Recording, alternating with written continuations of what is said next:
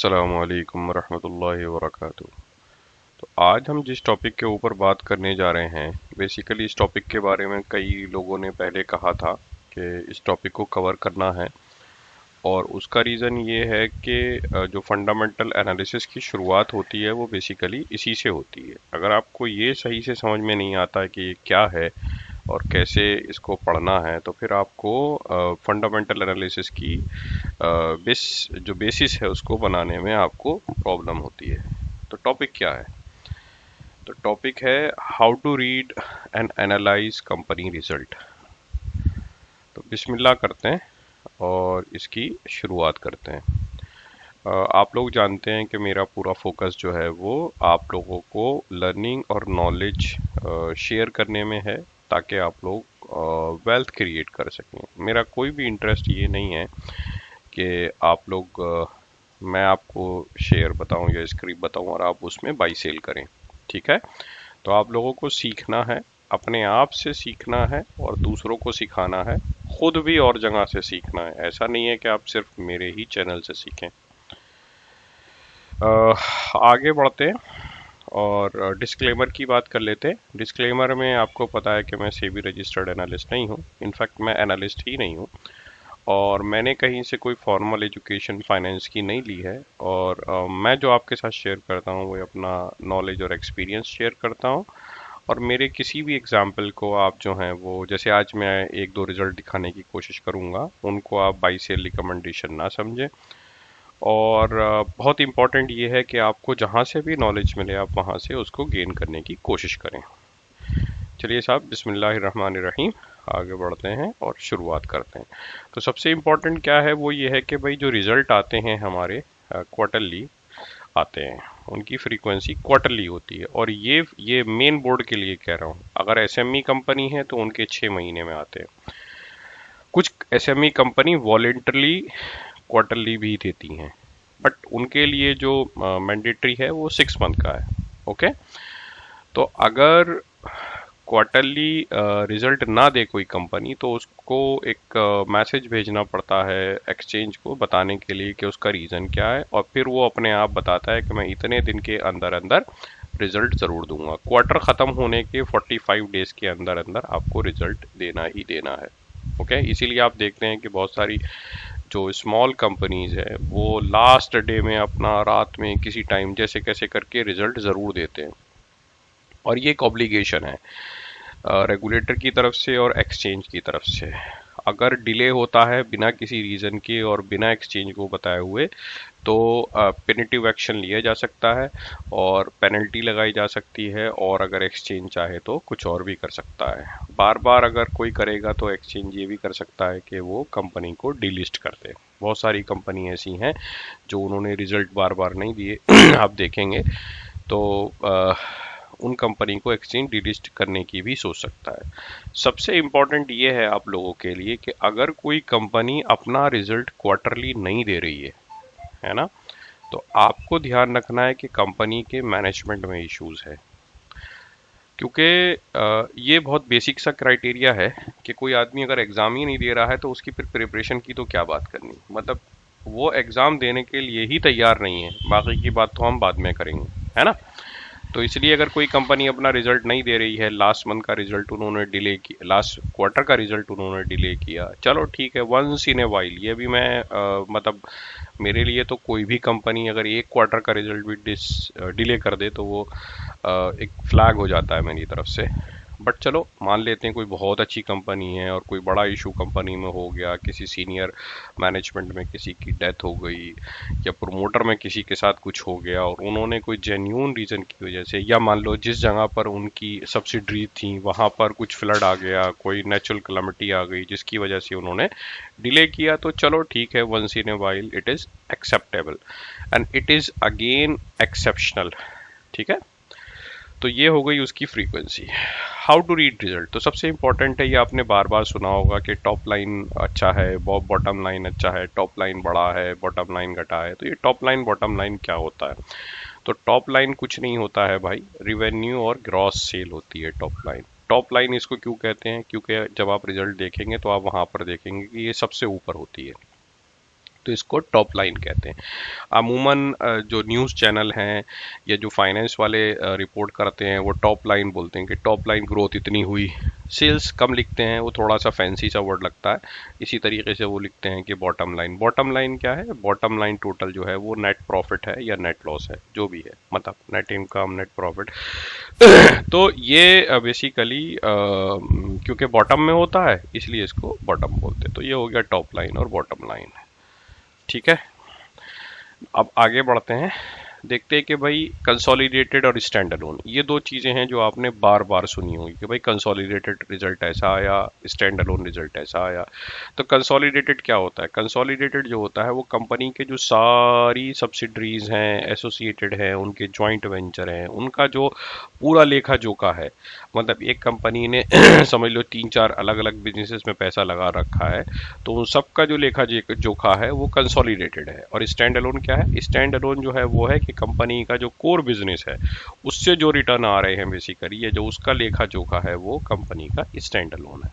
Okay तो ये stand alone, consolidated, top line, bottom line, ये थोड़े वर्ड बार बार यूज होते हैं, तो आप इन पर ध्यान रखिएगा। ठीक है, अब एक्चुअली में रिजल्ट हम कहाँ से मिलेंगे हमें?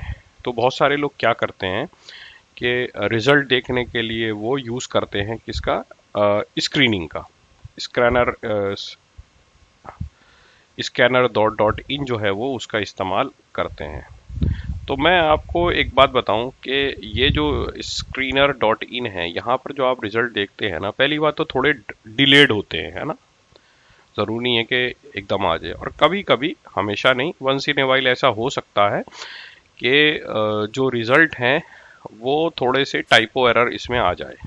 ठीक है, मान लो कोई टाइपो एरर इसमें आ सकती है, तो इसलिए I personally do not suggest कि आप इनको यहाँ पर देखें।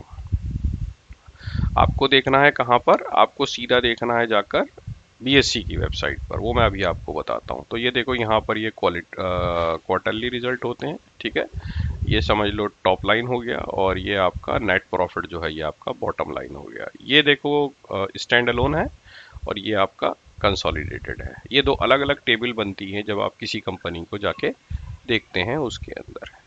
ओके, तो ऐसे होता है। अच्छा, इस क्वार्टरली रिजल्ट आते हैं, लेकिन जब लास्ट क्वार्टर के बाद का जो रिजल्ट आता है, यानी कि मार्च के बाद का जो रिजल्ट आता है, उसमें क्वार्टरली के साथ साथ एनुअल भी इंक्लूड होता है। तो ये तो इसकी बेसिकली स्क्रीनर डॉट इन पे आप देख सकते हैं। बट स्क्रीनर डॉट इन पर भी एक बहुत अच्छा फीचर है, वो ये है कि देखो, ये जून के नीचे आप देखोगे ना क्वार्टर के, आप यहाँ क्लिक करोगे तो वो पीडीएफ खुल जाता है जो बेसिकली रिजल्ट है। ठीक है, ये आपका रिजल्ट है। बट इन केस अगर आप यहाँ नहीं देखना चाहते हो तो आप यहाँ जा सकते हो। से आप यहाँ गए, भगारिया, मैं भगारिया देखो एज एन एग्जाम्पल यूज़ कर रहा हूँ। दोबारा बता दूँ कि BHA ये बिल्कुल भी बाई सेल रिकमेंडेशन मत समझिएगा इसको। ये मैं बीएससी की वेबसाइट पे गया, मैंने यहाँ पर देखो ये एंट्री करी, और ये एंट्री करने के बाद यहाँ पर अभी अनाउंसमेंट का सेक्शन आएगा। वो थोड़ा सा मेरी इंटरनेट में आज प्रॉब्लम है, तो यहाँ पर आएगा, तो आप यहाँ पर कॉरपोरेट अनाउंसमेंट में आप देखेंगे कॉरपोरेट एक्शन, कॉरपोरेट अनाउंसमेंट, इसको पूरा खोलते हैं।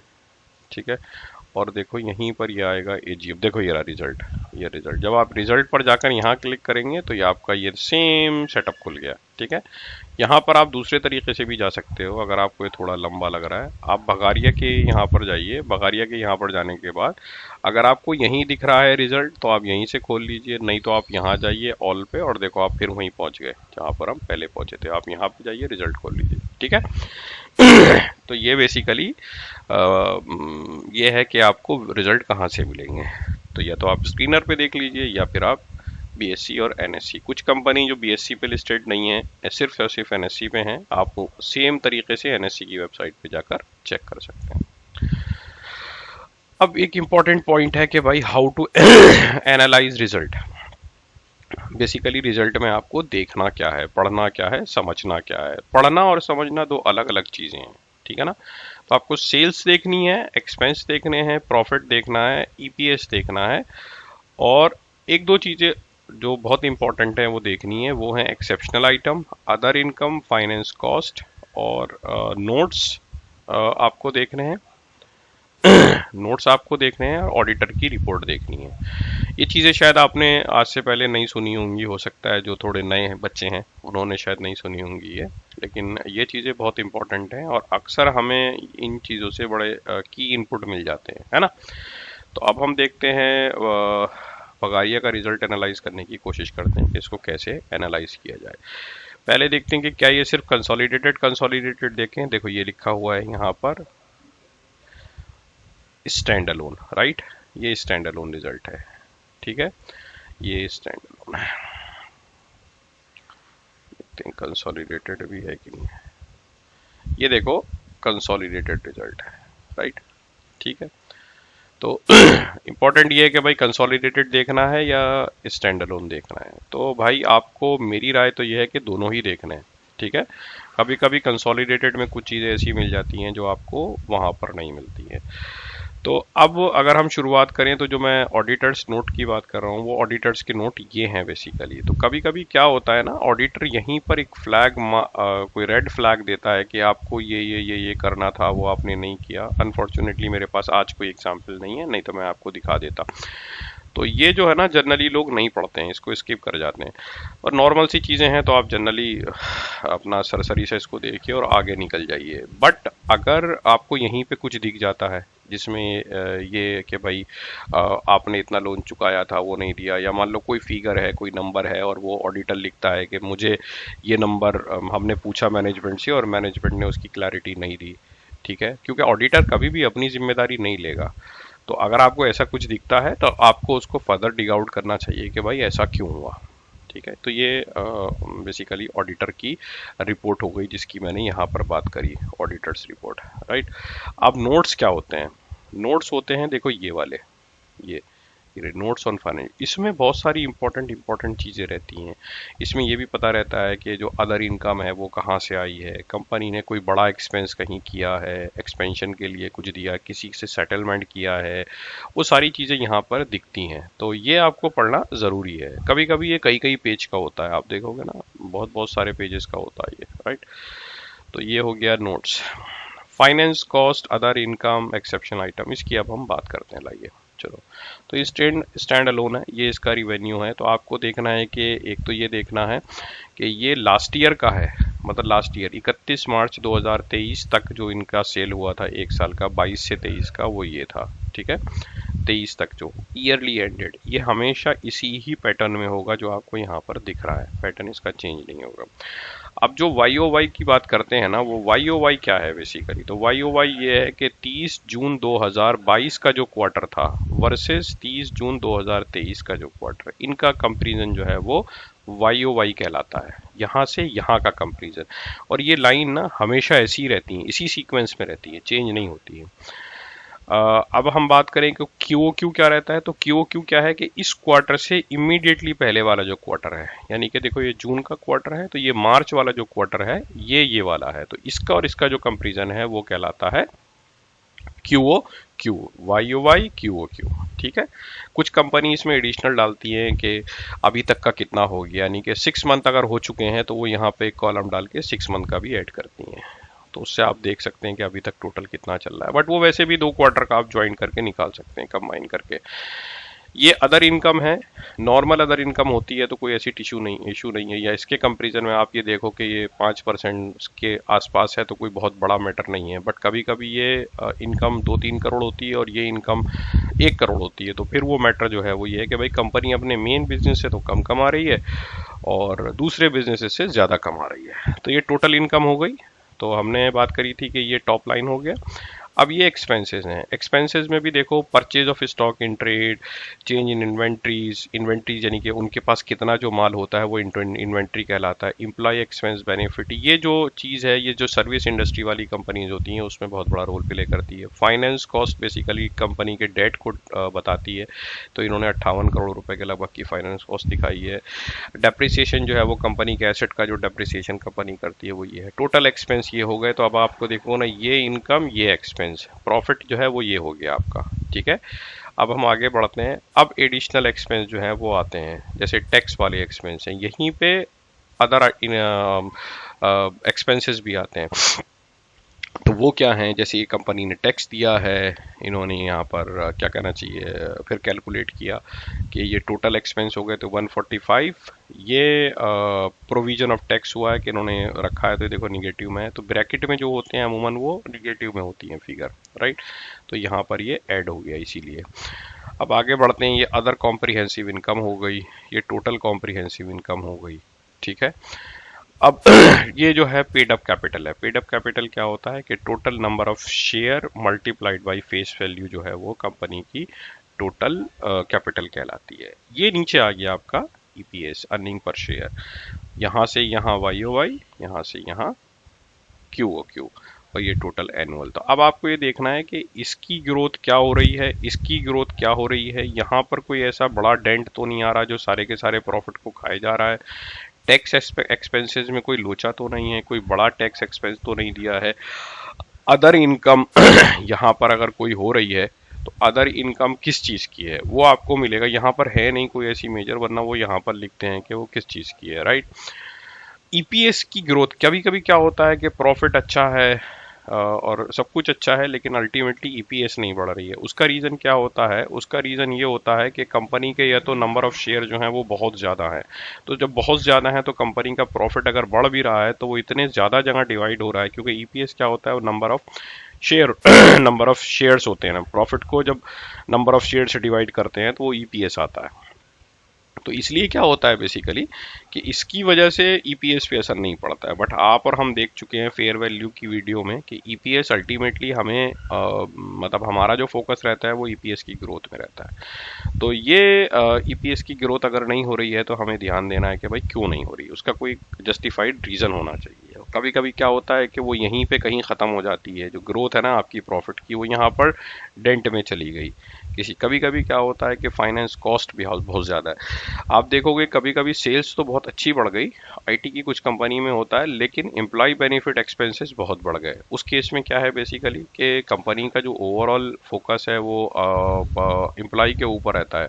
अब मान लो एट्रिशन चल रहा है आईटी में, तो कंपनी ने अपनी सैलरी बढ़ाई एम्प्लॉयज़ की, तो ये अचानक से एकदम से सिग्निफिकेंटली बढ़ गया।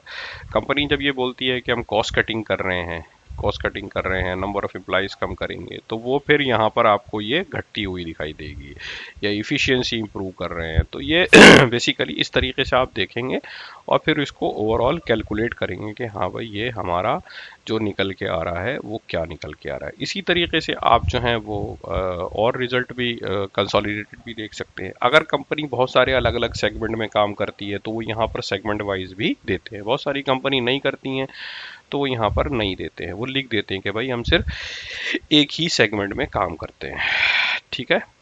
तो ये कंपनी के सेम कंसोलिडेटेड हैं, वो स्टैंड अलोन थे। तो यही था, मैंने कहा लाओ आपको बताता हूँ। इंशाल्लाह छोटी छोटी वीडियो बनाकर मैं कोशिश करता हूँ कि आपके साथ नॉलेज शेयर करूँ, और दुआओं की दरख्वास्त है। देखते रहिए चैनल, अल्लाह ने चाहा तो 1 साल 6 महीने में पूरा का पूरा मटेरियल जो है वो आप लोगों के लिए अवेलेबल करा देंगे। अपने फीडबैक ज़रूर आप दिया कीजिए, क्योंकि अगर आप फीडबैक नहीं देते हैं तो फिर मुझे पता नहीं चलता है। दूसरी बात ये है कि कमेंट में आप ये लिखें कि बेसिकली आपने कोई होमवर्क किया कि मैंने 4 रिज़ल्ट रिव्यू किए, उसमें से ये रिज़ल्ट मुझे अच्छा लगा, ये रिज़ल्ट मुझे बुरा लगा, या ये चीज़ मुझे समझ में नहीं आई। तो फिर ना समझ में आता है कि लर्नर भी जो है वो सीख रहा है धीरे धीरे करके। तो ये एक गुजारिश है, ठीक है। आज वीडियो थोड़ी लंबी हो गई, ऑलमोस्ट 20 मिनट की हो गई, बट ये थोड़ा रिक्वायर्ड था तो इसलिए हो गई। ओके भाई, अल्लाह हाफिज़, दुआओं की दरख्वास्त है।